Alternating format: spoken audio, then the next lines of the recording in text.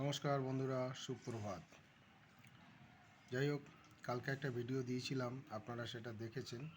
এই হচ্ছে সেই অঙ্কটা।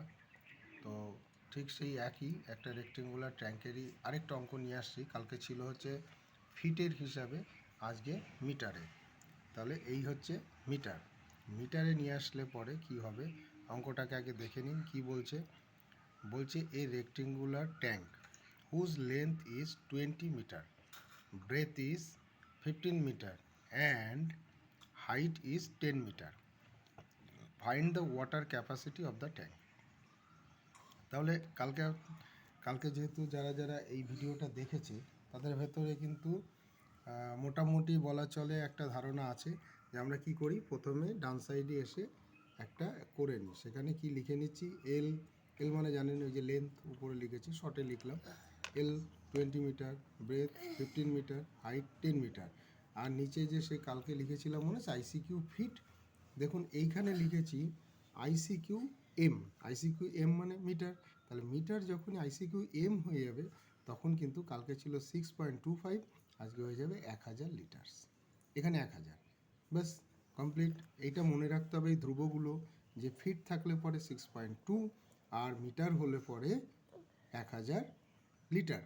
ব্যাস এবার চলে আসছে এখানে, খুব সিম্পল, খুব সুন্দর। যে যাই বলুক হাইড্রোলিক হেভি কঠিন, কিচ্ছু কঠিন নয়।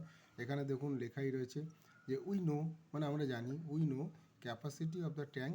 তার আমরা সূত্রটায় চলে আসলাম কি, L into B into H into 1000 litre. দেখুন ভালো করে, গতকালও কিন্তু তাই ছিল, কি L into B into H into 6.25 gallon করেছিলাম। এই যেহেতু আমরা গ্যালনে ছিলাম, ফিটে গ্যালন। তাহলে সেখানে আজকে আমরা সেখানে যেহেতু এখানে ফিট নয় মিটার আছে, সেই জন্য আমরা লিটার, সেই হিসাবে এখানে 70 লিটার আসলো। সো সো দেখুন L into B into H into 1000 litre or 20, মানে এল সমান 20, তারপর বি সমান 50, আর 10 ইজিক্যাল এইচ ইজিক্যাল টু যেহেতু 10 আর ইন্টু 1000 লিটার। তাহলে এটাকে একসঙ্গে করে দিচ্ছি খুব সিম্পলভাবে। দেখুন গুণটা আমি কি সুন্দর করে করেছি।